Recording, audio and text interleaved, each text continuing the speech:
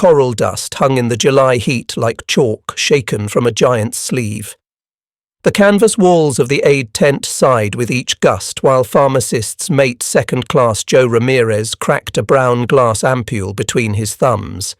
He had practiced the motion on the troop ship until he could do it blindfolded. Twist, snap, swab, draw. Outside, engines from the captured strip rolled up to a hungry thunder, and the sound tightened the eyes of the woman before him. 8 months along, by the look of her belly, soot still in the folds of her kimono, she stood straight despite the heat. Joe set the needle on a tray and spoke the 5 Japanese words he had copied onto an index card in pencil. Food, safe, baby, medicine, friend. He sounded them out carefully, Tex-Mex vowels rounding the syllables. The woman's shoulders loosened by a finger's width. He would learn her name later, Nakamura Aiko, a schoolteacher's widow who had counted rice grains in a cave for 2 weeks. For now, he noted symptoms on a triage card and pressed for edema. The skin dimpled and kept the print of his thumb longer than he liked. He drew thiamine, vitamin B1, for the beriberi every corpsman had been trained to expect after months of privation. "You'll feel a sting," he said, then remembered to add, in slow Japanese, "Little pain, help baby." The needle slid home. Aiko flinched, then exhaled as if something heavy inside had shifted. He listened with a fetoscope. Rubber tubing warmed between his palms, until he found the small, strong thrum of a heart no bigger than a sparrow. He wrote FHT normal, boxed a Tuesday for prenatal follow-up, and underlined it twice. Outside, a boatswain's mate with a flapper condusted each person with DDT before they entered, the powder laying a bitter film across every tongue. 5-gallon cans stood by a trestle table where a petty officer logged names in both scripts. The line curled past 2 tent pegs and out into the glare. The first days were a blur, 100 people, then 2. Now the clinic worked like a factory floor. The chalkboard read Prenatal tu thu in English and katakana. The petty officer ran it like a foreman, calling numbers and flagging the worst for ambulance to the clearing station. Word on the pier said the daily load topped 1,000. Joe believed it. His back at dusk told the truth before the ledger did. He liked tasks that came in sequences. A medic learns the liturgy of repetition. Thermometer, pulse, pressure, fetoscope, injection, record. Between each step, he let her see the instruments and nodded. A girl waited behind her in the flap's shade, hair plastered by salt and dust, eyes wide at the gleam of chrome. Joe smiled without showing teeth, an old field trick to read as friend, not wolf, then tore tape and fixed the tag to Aiko's sleeve.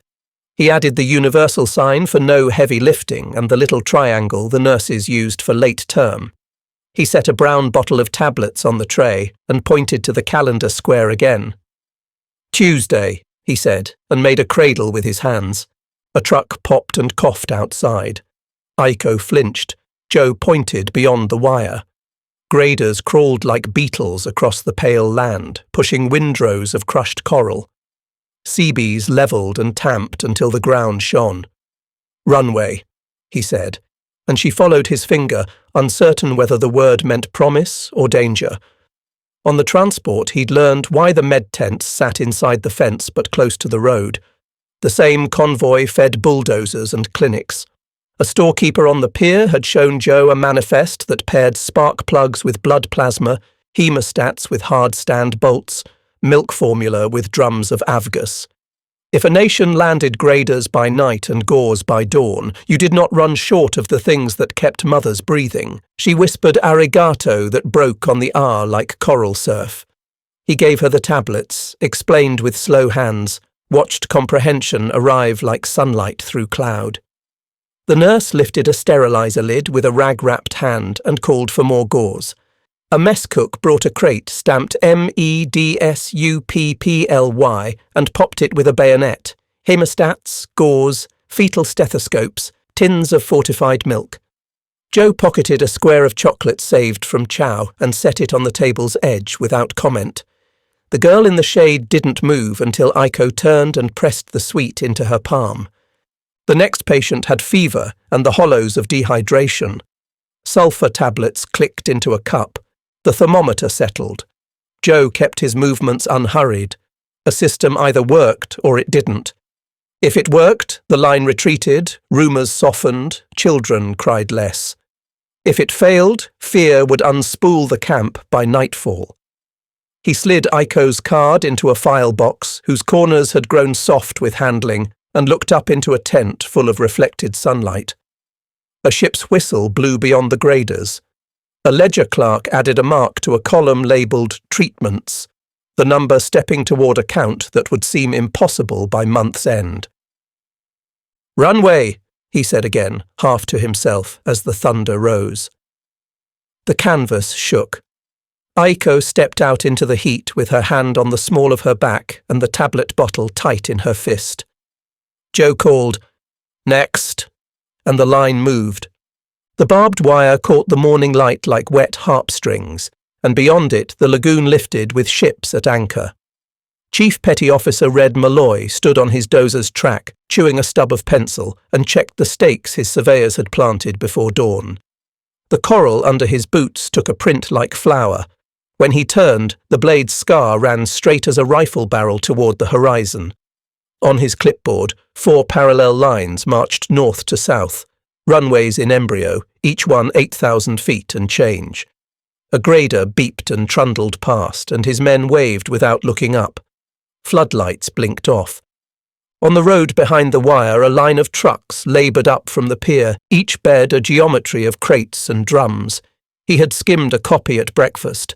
Spark plugs palletised beside blood plasma, hard-stand bolts stacked 3 deep over a layer of hemostats, cartons of evaporated milk sharing a chain sling with cases of aviation oil. Everything the island needed rode the same tide. If one convoy fed bulldozers and baby bottles, you were doing it right. At the aid tent, Joe Ramirez timed his brakes by the rumble of machines. He stepped out with a tin cup of coffee and watched a forklift set a crate stamped MEDSUPPLY beside a coil of matting. Nakamura Aiko stepped through the flap. She moved more easily than yesterday. He touched 2 fingers to his brow and guided her to the bench. 2 weeks, he said, pointing to the calendar he'd boxed, then to her card. Tuesday. She repeated the word and smiled a little, as if the page itself had weight she could lean on. He showed her the bottle again, counted out tablets, folded his hand around hers until he felt the bones relax. Behind him, the sterilizer hissed. A boatswain's mate adjusted the flapper on the DDT can and tested the plume. White powder rose and left a clean chemical edge on the air. Malloy's foreman came by after lunch with a favour.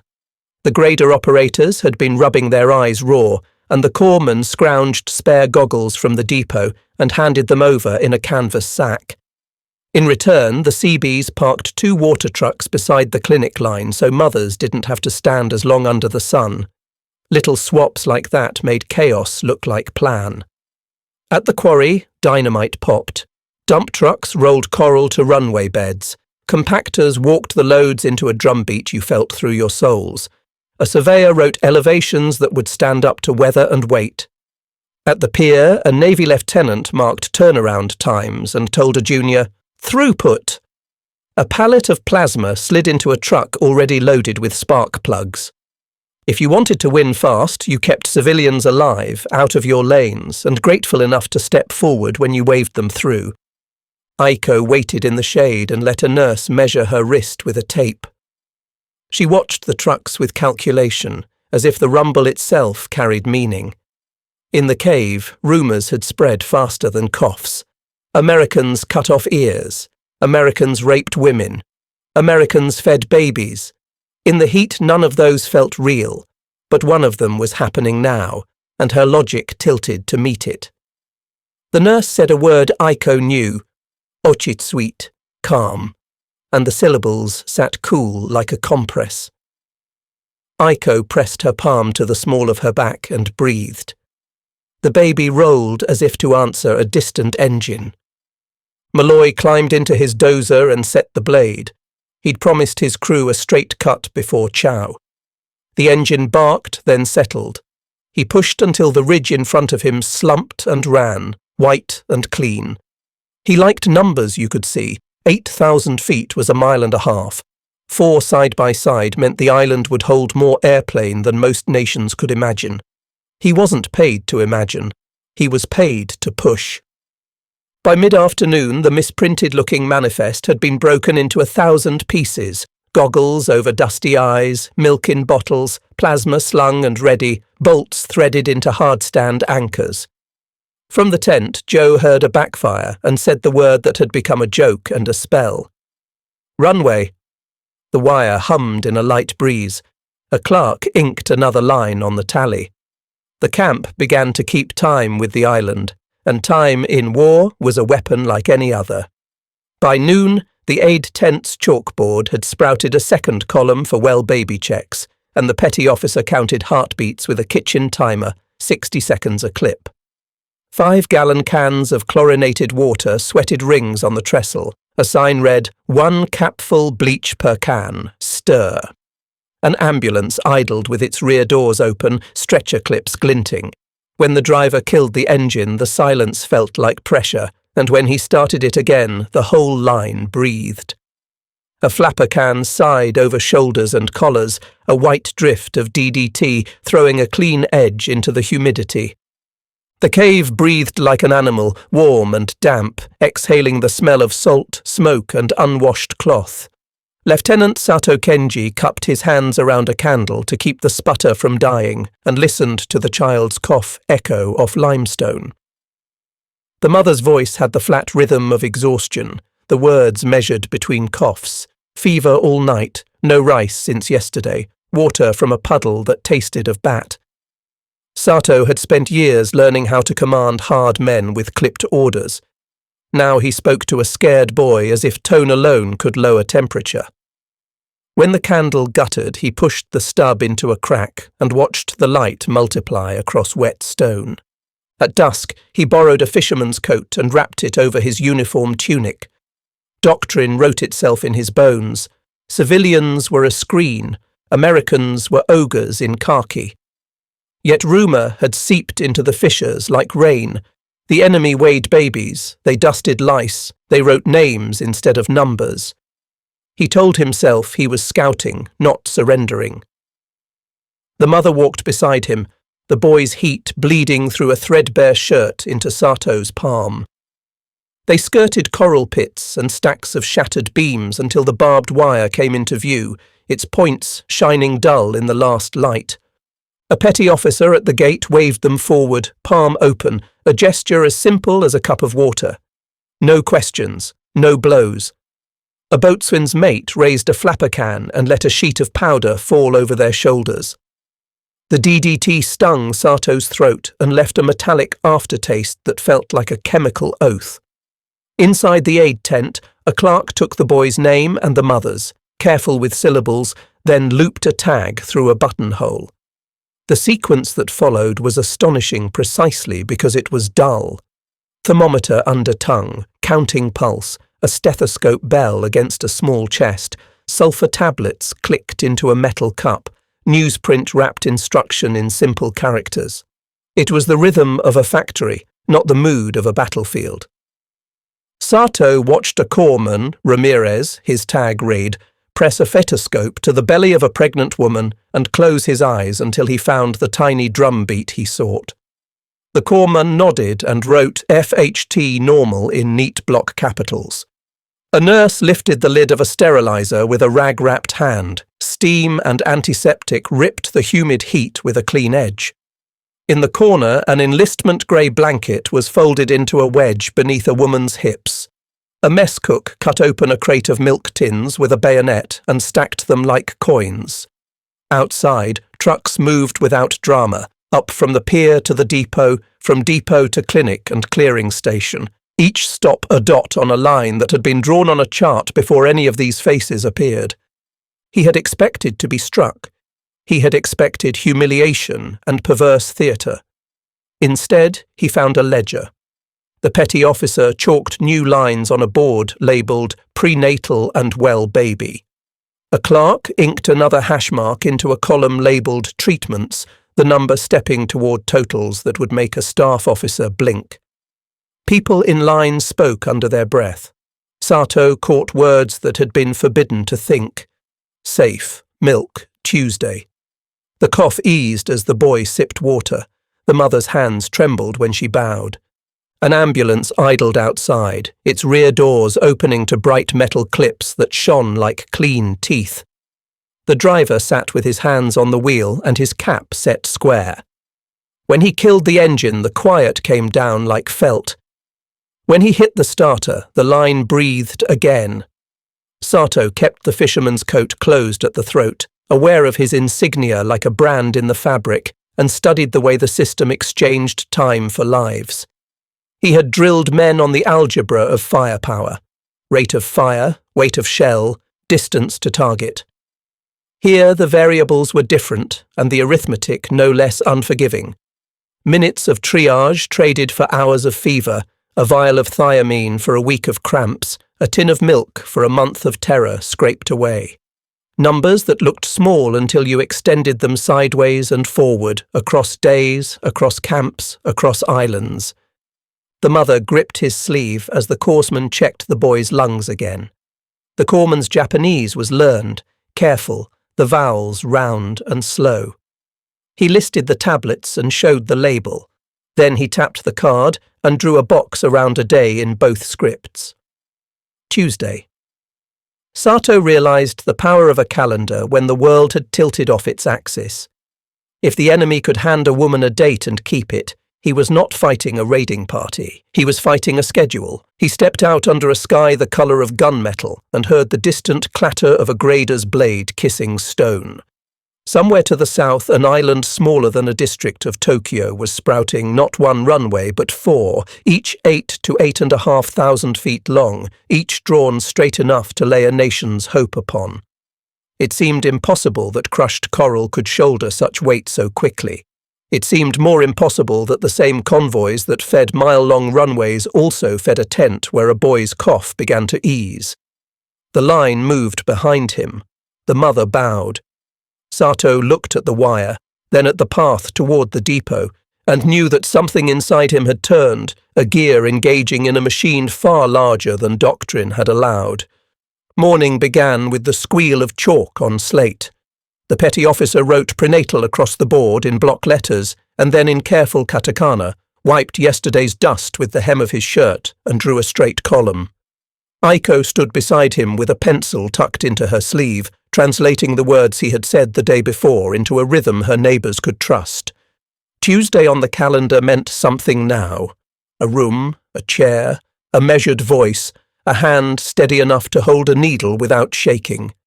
In the old life, dates had belonged to school and taxes.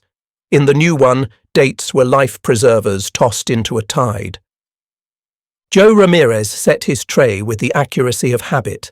Thermometer, fetoscope, B1 ampules in a line like little brown soldiers, sulfur packets, a tin of petrolatum to ease the burn of antiseptic on cracked skin.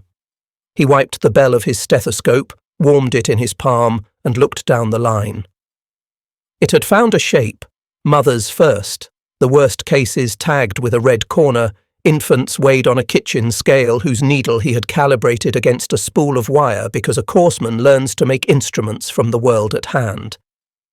The noise outside pitched up and down with the trucks that arrived in tidy convoys. When one stuttered, the line felt it.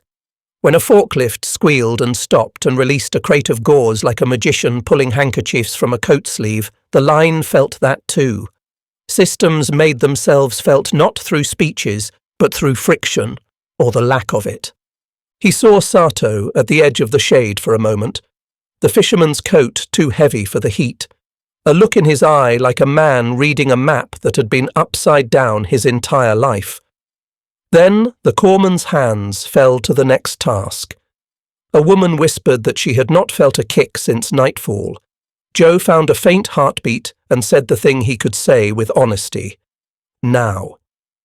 He called for the ambulance. Plasma hissed as the corpsman bled it into rubber tubing, the bottle held high against the tent's canvas like a lantern. The driver set his boots on the step and met Joe's eyes. "Go," Joe said, and the engine answered. Aiko translated in both directions. Craving salt. The nurse explained ration tables with a patience born of repetition. Extra calories for expectant mothers, milk powder issued by weight, the blue stamp on the card a pass to the head of the mess line. Aiko watched the clerk roll the stamp across the ink pad and realized she was seeing the most civilized of weapons, a bureaucracy that could decide in the morning that mothers would eat first and make that decision true by noon. She thought of a civil servant in Tokyo crossing out a line in a ledger because a train of coal had not arrived. She recognized the difference and felt fear give way to another emotion she was not ready to name. In the corner, a nurse lifted a baby from a scale and read the needle aloud.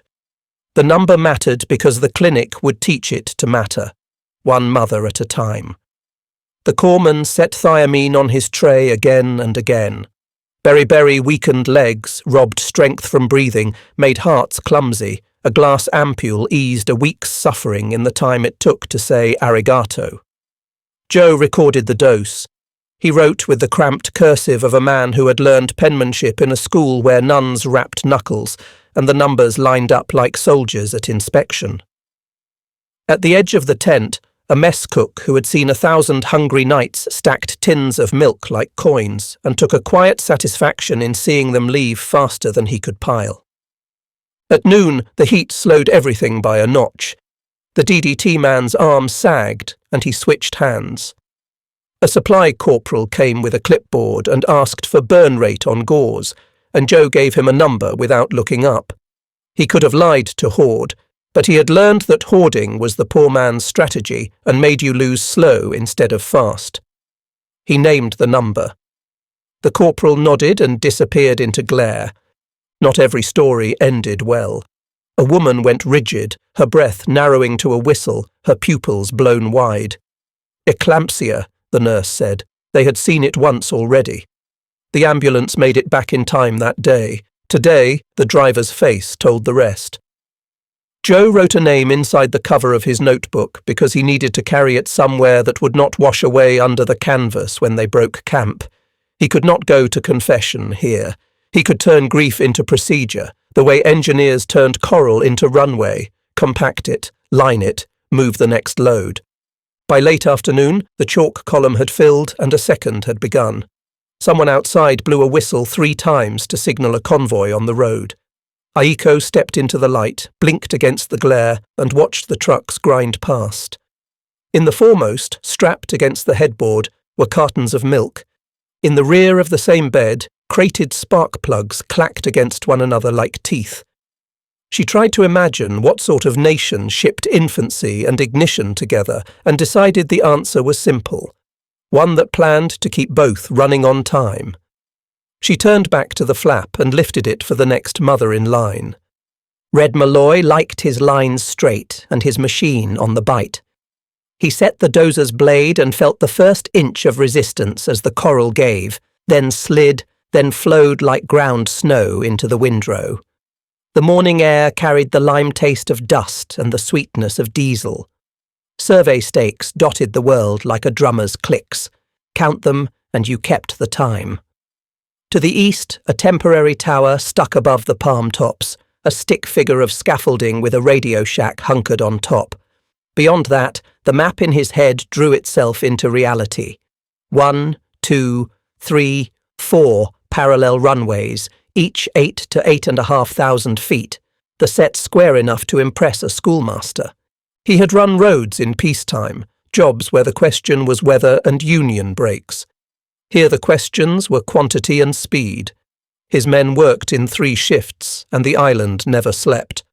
A quarry shot sent a flat crack, trucks bumped on leaf springs, graders kissed the top course with the blade angled just so. Engineers had notes about bearing strength, about water shedding, about compaction rates. Malloy translated notes into blade angle and more fuel. When a blade chattered, he guessed a tooth and sent a runner. When the wind picked up, he told the water trucks to wet the surface to hold dust down. The conversation between man and machine had its own grammar. At chow, a young officer came with him to the edge of the strip and set a clipboard down on a crate. He spoke in numbers the way other men told jokes. Hard stands were chalked through 200 and would likely run past 300. Taxiways were linking the nets like arteries. Fuel farm capacity climbed toward figures that made a civilian blink. Personnel numbers would approach a town's worth of men. Malloy sopped his gravy with a biscuit and nodded to show he understood the stakes, if not all the math. The officer tapped a column and said the thing that stuck. Every gallon you can unload and store is a sortie later. Every bolt you drive into the hard stand is an airplane that leaves on time. He did not mention bombs or targets. He did not need to. The point of the island was obvious when you stood on coral and watched 4 pale runways reach toward the horizon like rulers laid down by a giant hand. Night work felt like working inside a lantern. Floodlights posted on masts through shadows that ran sharp and black. The temperature dropped and the coral squeaked under boots like new snow. Floodlights washed the world flat. Men looked like cutouts moving on poles. Malloy liked the night because radios behaved and engines ran cooler. The downside was simple. Every mistake had the courtesy of waiting until daylight to show itself. So you didn't make mistakes. He watched 2 graders pass in a mirror's width and shook his head at how competence could look like luck when it was really practice grinding itself into habit. On a walk to the pier, he caught sight of a MEDSUPPLY truck loading beside a stack of matting. The driver tied down the crates with 2 half hitches and a bowline, neat enough for inspection. The pallet label said hemostats. Behind them, kegs of Avgas gleamed like dull coins. A Navy lieutenant with a clipboard stood under a hat brim and ticked boxes in a rhythm. Manifest sheets listed spark plugs and plasma, formula and fittings. Malloy knew this wasn't some odd juxtaposition. It was the plan made plain. The same ships that dropped off graders dropped off milk and gauze. He thought of it the way he thought of an engine. It ran right when fuel, air, spark and oil met in the right measure at the right time. You ignored one at your peril. The island was a combustion chamber built on crushed coral and willpower. A few test aircraft grumbled down the length and lifted. Not many yet, they still had work on taxiways and markers, but enough to roll sound into the canvas camps to the north. Malloy watched the first one climb and imagined an entire wing wheeling into the sky. Hundreds of engines starting in chorus. Hundreds of men walking through a drill with such precision that it looked effortless. The figures the officer liked to recite had a magic of their own. 4 long runways, hard stands by the hundreds, personnel north of 40,000 living and working on an island you could walk across in an afternoon. People said impossible about less. He measured a line again, the tape flicking in the light. He slapped the blade down and thought about the mothers behind the wire and the clinic that had started to keep time with the work gangs. The same schedule ran through both. Appointments and sortie times were cousins. The petty officer's chalkboard had the same feel as his Gantt board, a way to make tomorrow behave. He liked that. He liked the neatness of 2 worlds sharing a clock. He liked the idea that a straight line, drawn with a blade and kept true across afternoons full of sweat and arguments, could be a weapon as sharp as any bayonet in the long run. He revved the machine and drove straight into it. The notice board at the POW compound was the colour of sea-worn wood and held 3 languages under glass. Sato read the English aloud under his breath and let the posted Japanese translation catch up in his head. The words were dry as a manual and stranger than poetry: protection under the Geneva Convention, medical and dental care, religious observances permitted. On the yard, a chaplain in khaki bowed to an older man in drab who arranged a modest altar with a sutra scroll. Two prisoners folded their hands, and the chaplain stepped back as if to make room for something that did not belong to him. In a corner, a dental team had rigged a chair and a drill whose whine floated like a mosquito. A guard leaned against a post with the sleepy posture of a man whose shift came late.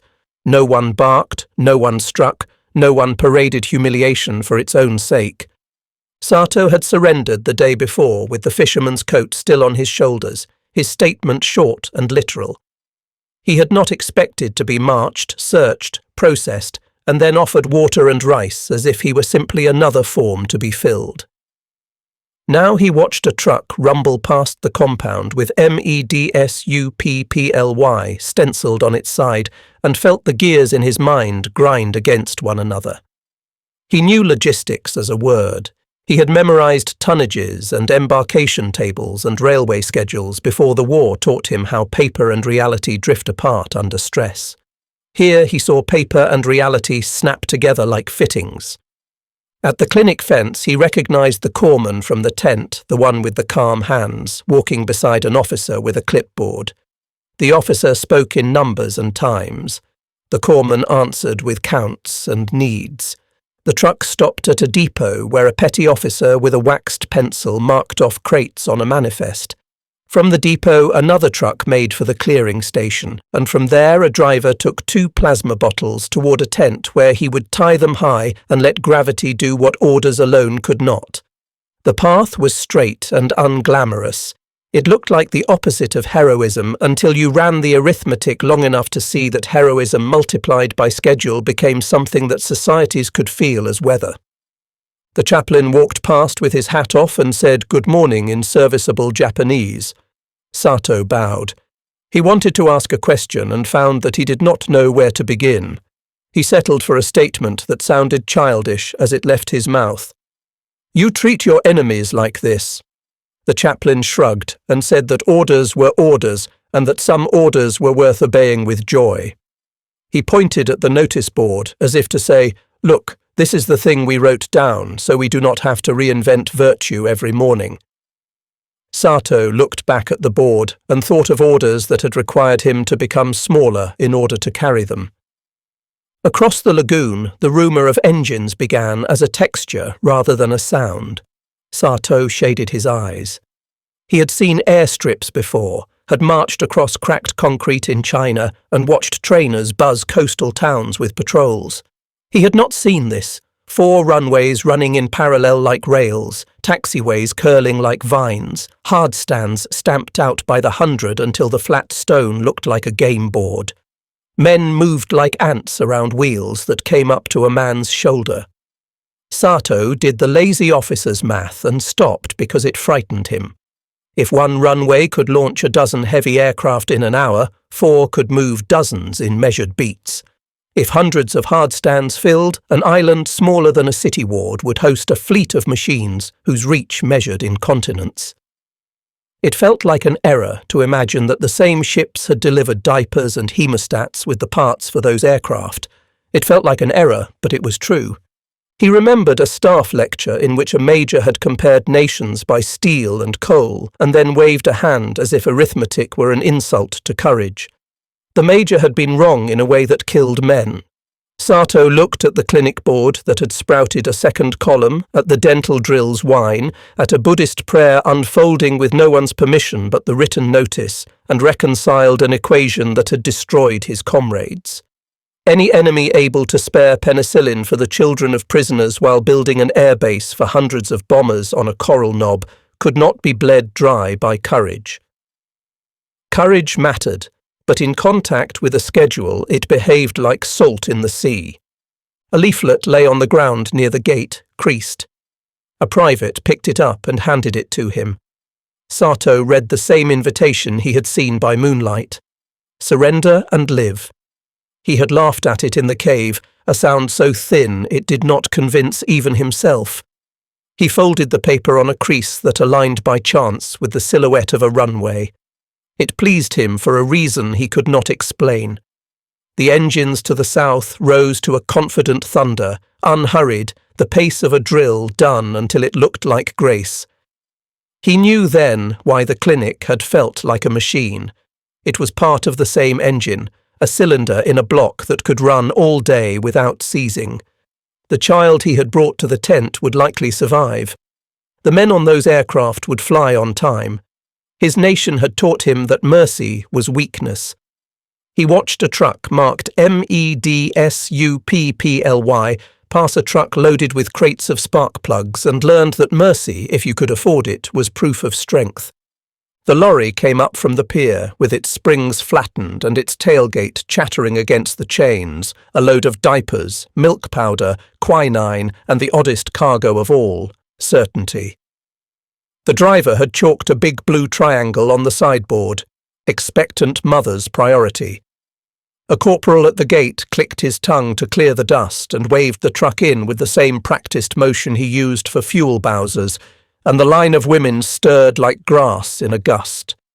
Aiko stood on tiptoe to see over headscarves and caps, one hand at the small of her back, the other squeezing her clinic card as if it could float. Word from the caves had been thick with fear. Now word of the convoy ran faster than fear, and the rumour sharpened into fact under the canvas roof. The Americans had made a schedule for babies. Joe Ramirez met the lorry at the trestle table and counted by habit. 2 crates evaporated milk, a sack of cloth squares cut from something that had once been a tent, tins of petrolatum, paper packets of quinine, 2 bottles of carbolic, 3 rolls of gauze, a surprise bundle of cotton booties knitted by hands with time and needles somewhere far away. He signed the manifest, initialed the burn rate, and passed a bundle to the nurse with hair that never stayed pinned. The driver grinned and said they'd tucked goggles under the top crate, Seabee's nod to the corpsman choking on dust. Joe called for the DDT man to sweep the area again and stepped to the head of the line. The convoy didn't change what they did, it changed how it felt to do it.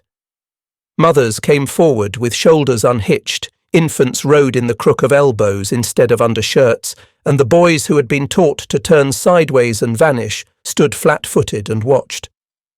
Aiko translated for a woman who had lost a sister to fever and could not stop scanning for the next disappointment. She held the woman's hand while the nurse demonstrated the blue stamp on the card, the pass that would carry a mother to the head of a mess line, whether a corporal agreed or not. At the table, a petty officer used a fountain pen to copy a name with care. He said the date, a Tuesday, 2 weeks hence, and Aiko repeated it because she understood the power of a promise made in daylight, at a desk, with something as unromantic as ink. Sato watched from a shadow where the wire threw a diagonal and saw how logistics became persuasion without a single speech. A truck that split its bed between spark plugs and milk powder taught a lesson sharper than any leaflet. If the enemy could deliver both on time, the caves offered only death on a different schedule. He found himself nodding with the line, his body keeping time before his mind admitted it. In the yard, a chaplain knelt to tie a child's sandal without hauling rank into it. A dental drill played its mosquito song across the compound, and a patient spit into a tin cup with relief too deep to dress in words. By afternoon, the convoy's dust had settled into the grit on every tooth. The clinic chalkboard had 2 columns, Prenatal and Well Baby, and the petty officer added a third for vaccinations because the depot had sent a crate with labels that made the nurses look up and grin. Joe walked the line once, checking for swelling and for faces that had turned the wrong colour under the tent light, and found himself doing what chiefs had taught him, assign the quick tasks to the slow hands, the heavy lifting to the big hearts, the words to the people who could make them stick. Aiko was one of those. He put her with the stamp and the pen and watched a system teach a village to exhale. He said the word throughput once and got a blank look from a Marine guard, so he switched to the language anyone with a ledger understands. How many by lunch, how many by sundown, how many with a date in the future that would hold. The answers began to sound like someone else was talking through him, a quartermaster with a stopwatch where his rosary should have been. He did not apologise.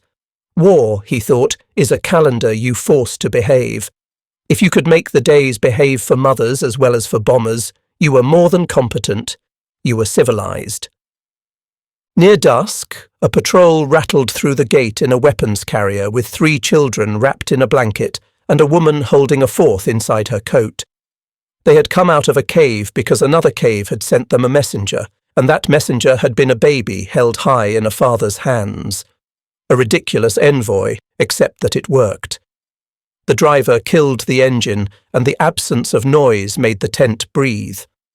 The nurse took the smallest infant in a practiced scoop and slid into the rhythm of the day as if nothing extraordinary had happened. Joe made room in his notebook for 4 names he could barely spell and said a prayer with his thumb on the pencil.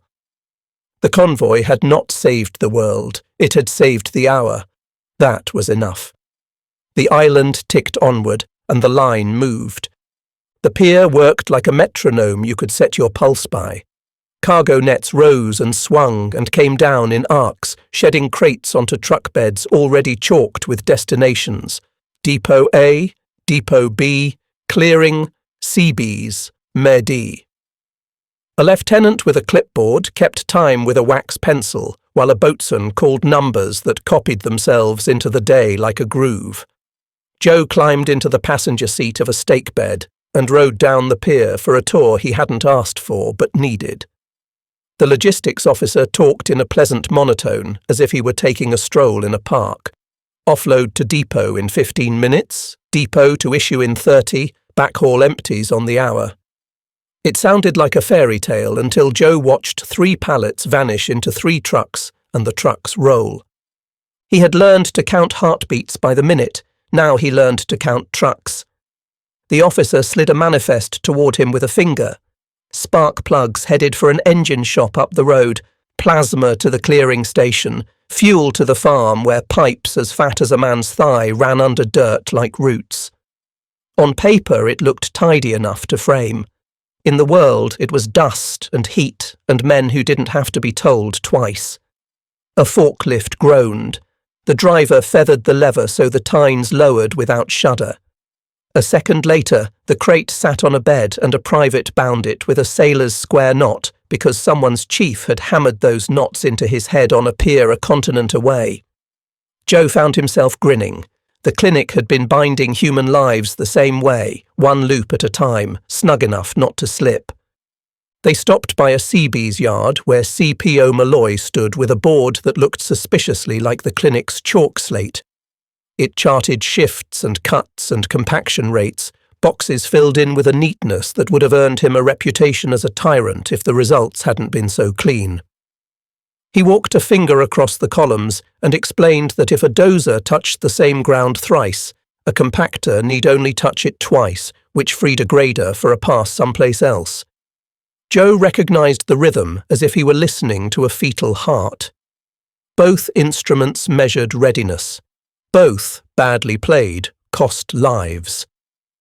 Sato walked the pier behind the wire with a guard who had decided conversation was a duty, not a risk. In his pocket, a folded leaflet creased clean along a runway silhouette. He read the labels on crates like a child learning letters. Hemostats, spark plugs, plasma, formula. He thought of a staff lecture where a major had waved away production as trivia and felt the old anger warm his ears. Trivia did not move with this confidence.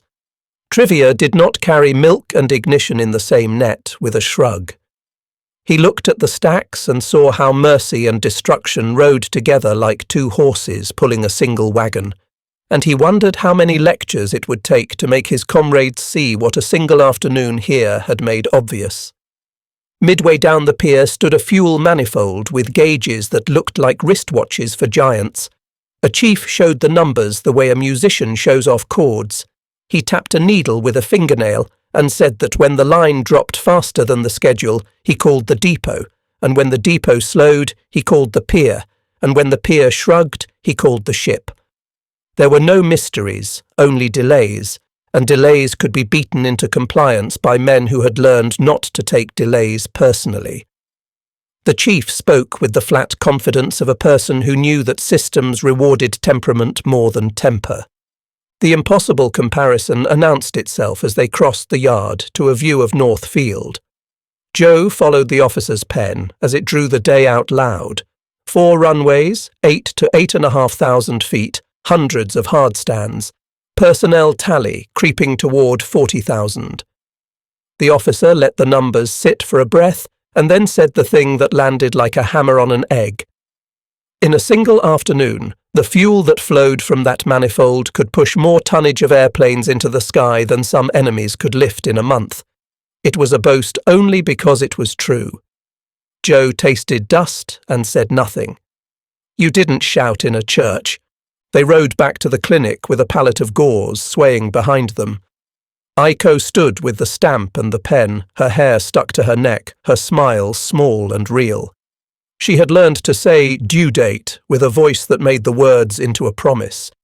She stamped blue triangles with a sound that felt like a bell. Joe carried the manifest in and set it on the trestle table with care. The day had revealed itself as a single long sentence written in materials and time, cargo to truck to depot to clinic to baby to breath.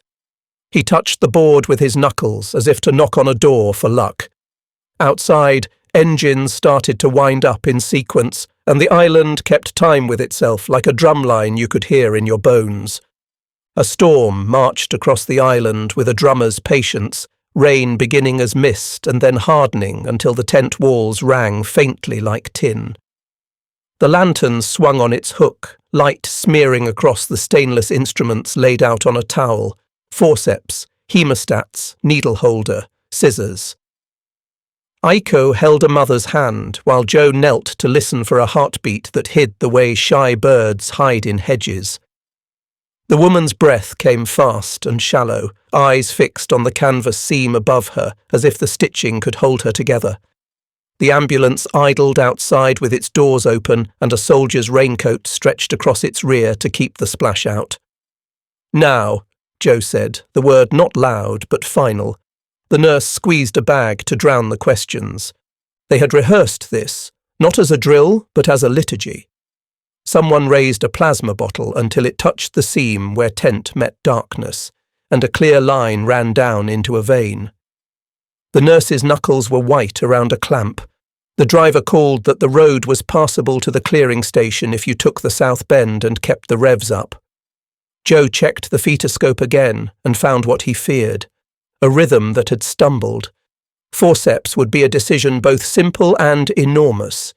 He chose and moved because hesitation added risks faster than caution removed them. Aiko translated the single word the mother needed, help, and kept her voice even. Outside, to the south, Northfield woke like a city. In the weather, interval takeoffs ran a little longer, but the discipline held. B-29s rolled in order, lights winking, engines building that long, confident thrum that you felt in your sinuses before your ears. The runway lights made a backbone through the rain. Malloy stood in a poncho and counted seconds between wheels liftoff, not because he had to, but because any man who spends his days bending the world to a plan finds pleasure in evidence.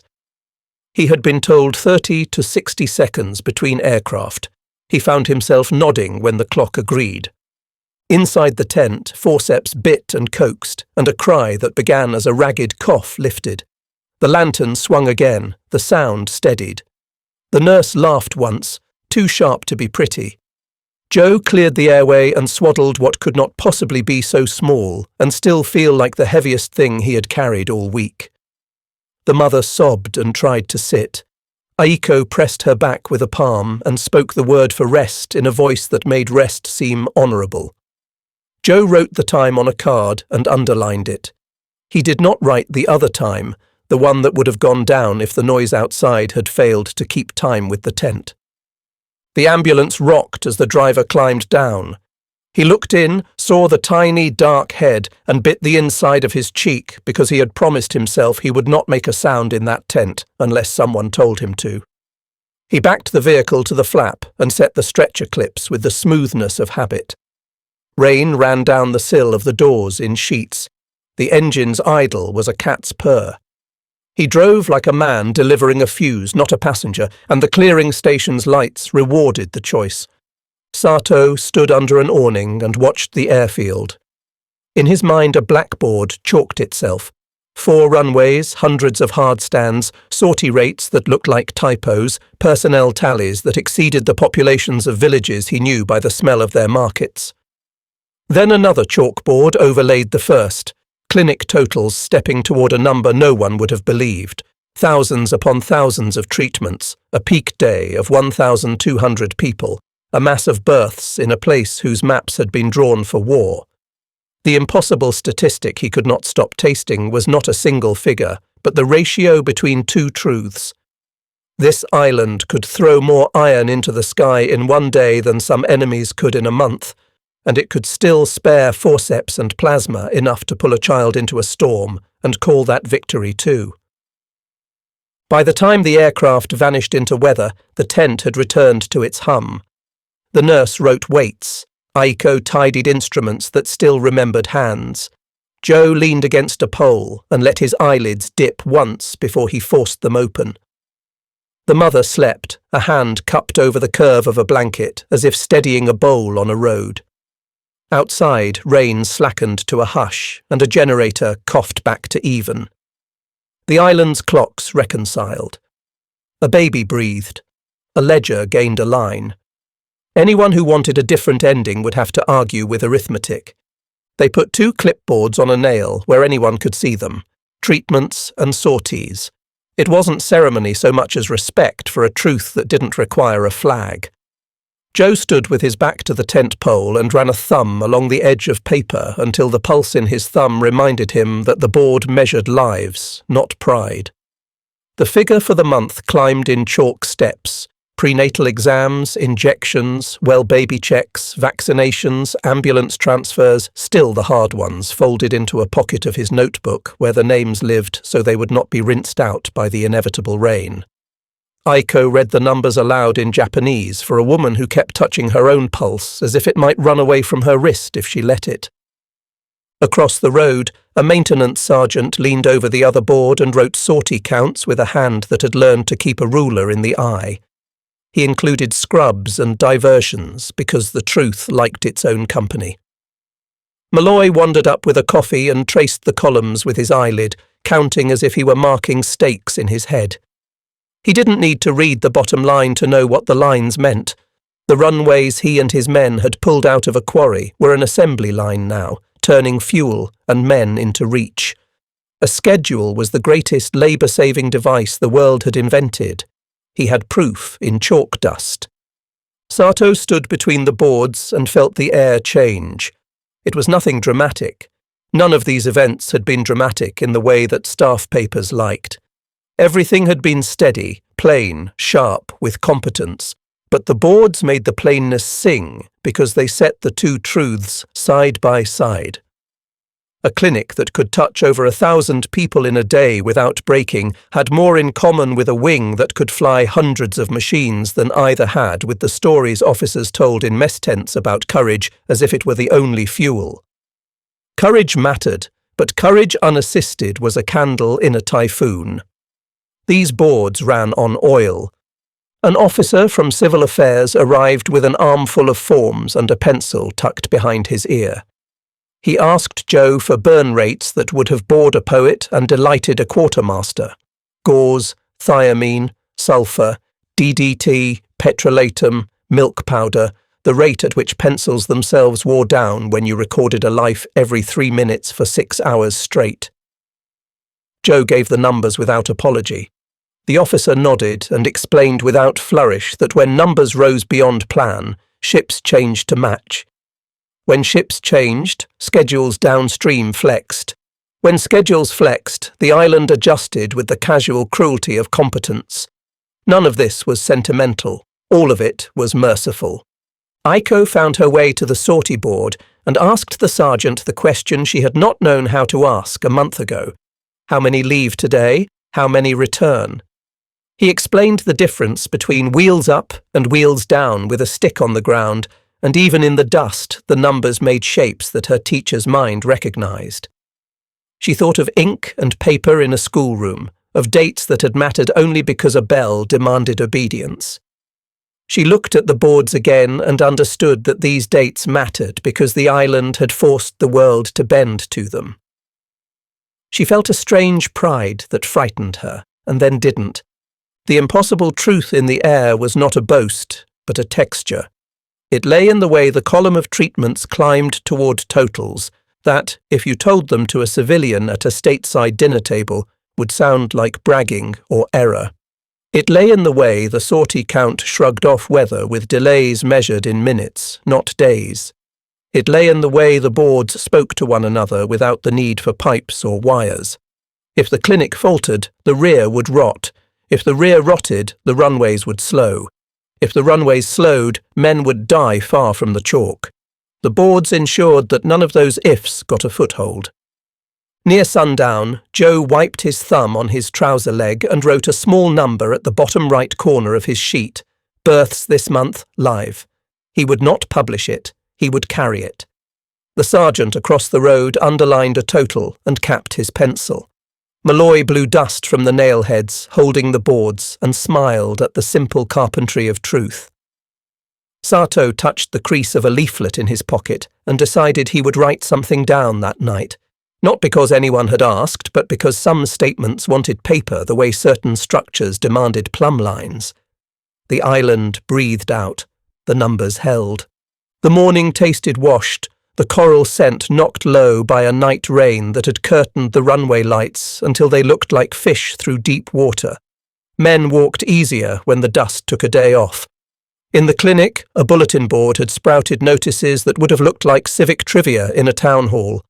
Midwife hours, latrine rules with sketches for spacing and wind direction, lost and found for a child's shoe and a wooden comb. Beside it, someone had pinned the day's sortie schedule with a length of twine. The two sheets made an accidental diptych, and Aiko smiled at the pairing, 2 different ways to keep human life from fraying. A report came down from Civil Affairs with curves that tried to turn disease into ink, dysentery incidents trending down, lice counts per head diminished by DDT sweeps, infant weights creeping up because mothers were eating first by policy, not by accident or pleading. Joe read the curves sideways, and then believed them when he watched the line move and saw fewer faces with that grey layer fear paints when hunger walks beside fever. He sent a note up channel asking for more bleach because the chlorination schedule had done its job too well to skimp now. He underlined the word schedule because he had learned that schedules made requests persuasive where adjectives did not. Malloy saw consequences in man-hours. With fewer burial details and fewer guards called to break up panics at the wire, he had bodies to shift to the taxiways. He said it without cruelty, the way a carpenter says he has reclaimed a length of sound timber after cutting out rot. The men he sent to haul matting would have preferred the simpler arithmetic of a shovel over the psychology at the wire. He spared them both when he could. He tracked shipments with his finger while the yard boss nodded, and when the boss pointed at numbers that came up odd, Malloy called a name he trusted and smoothed the ripple with a calm voice and a promise that held. Sato followed a civil affairs officer to a schoolroom-turned-clinic overflow. The officer explained in a patient tone the difference between policy and charity. Policy put milk in a crate by 9. Charity made 2 men fight in the shade over the last can by noon. Policy could be extended and audited. Charity shrank under gossip and heat. Sato felt in his bones the way doctrine could warp into slogans and understood with a kind of shame how often he had used charity as a word to launder the absence of plan. He bowed without thinking when the officer finished, and the officer bowed back because politeness multiplied without cost. The runway crews used the respite to grind and paint numbers on hardstands that had become part of a geography so familiar to them they could have found their way by smell. Fuel trucks whispered through the lanes, tyres dark in damp dust, and men in coveralls tapped gauges with knuckles the way farmers tap melons, listening for a story only they could hear. Test aircraft came and went. A few hours later, a formation rose with the grace that practice lends terrifying weight. No one cheered. The sound wouldn't have found a place to sit under that weight. Joe glanced up when the shadow passed the tent, and then back down at a well baby card where a needle ticked toward a target the nurse had drawn with a pencil on day 1. Near noon, a convoy of civilians came in under escort, women outnumbering men and children outnumbering both. They had come because word had reached their caves that the Americans had written their names on boards and then kept the dates. Aiko took names. The petty officer stamped cards until his thumb cramped. The interpreter assigned to the line took a breath and swapped places with a mess cook who had earned his Japanese by pointing and belly laughs. The substitution worked because the system had enough slack to bend without snapping. It would not always have such slack. That truth made the day feel dear. The impossible statistic that walked into the tent with them was not labelled. It showed itself in the way 3 mothers from different caves named the same rumour, that the Americans had sent milk to babies before the storm, while their own soldiers had told them to swallow rocks rather than surrender. That 1 truckload of condensed milk delivered before dusk had produced more surrender than a week of loudspeakers. Joe wrote nothing about surrender. He treated feet scabbed by coral, nodded at the nurse, and sent a boy to fetch another sack of diapers cut from repurposed canvas. He felt something like fatigue and pride shake hands. Sato wrote a statement that evening on paper the chaplain had given him, a deposition without flourish. The Americans had obeyed their posted rules in front of him and had done so for days. He did not speculate on motives. He did not praise. He recorded. When he finished, he looked toward the south where the airfield flexed its muscles in small ways. Trucks moving like chessmen, hoses coiled and uncoiled, men walking from tasks with their shoulders level, and he understood that history would credit the great moves and forget the level shoulders. He put his pen down and felt for the first time since the cave that the future had a hinge strong enough to swing on. Dawn made the wire glow pink in patches where rust had a head start on the day. The tent flap lifted and dropped in a breeze that smelt of wet coral and aviation fuel, not unpleasant when you learned to separate the notes. Aiko sat on a bench near the entrance with her son asleep at her breast, a blue triangle stamped on her clinic card and a second stamp penciled on for a date a month ahead, a wealth of tomorrow she would not have recognized in the cave. She hummed a schoolyard tune under her breath and tracked the rhythm against the far-off rumble of engines building toward another day's announcement. Joe opened his notebook and wrote the totals for the month where anyone could call him a liar if they had numbers to the contrary. He did not decorate the figures. Treatments counted toward a sum that would have sounded like propaganda if it hadn't been chalked day by day with hands that smelled of antiseptic. He added a line for births, live, and put the names in the pocket where grief lived too, not as a balance, but as a reminder that mercy does not exempt you from arithmetic. The nurse laughed at nothing, and then said she was laughing because the baby had smiled in his sleep. The joke was small and perfect, and Joe permitted himself to feel something like victory that wouldn't cheapen a headline. Malloy walked the margin of the field with a thermos and a pencil and struck matches against a wind that liked to flex its humour at sunrise. He checked a line of numbers older than either board, compaction figures that had been good yesterday and would be good today because stone remembered how you treated it. The paint on the hardstand numerals was new enough to shine. He watched a maintenance crew sway under the weight of a tool crate and admired the symmetry. Nothing on the island moved without 3 other things moving to receive it. He would not have called it beauty in a letter home, but standing there with the day waking up in stages, he thought the word and let it stand without apology. Sato finished a deposition with a final period that felt like a weight set on a bridge truss. He had decided to make each sentence a rung a stranger could put a foot on.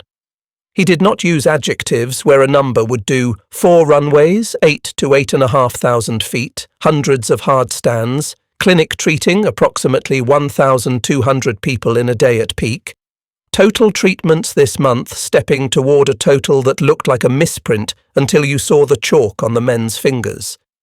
He signed his name in a steady hand and felt that he had not betrayed courage by praising competence.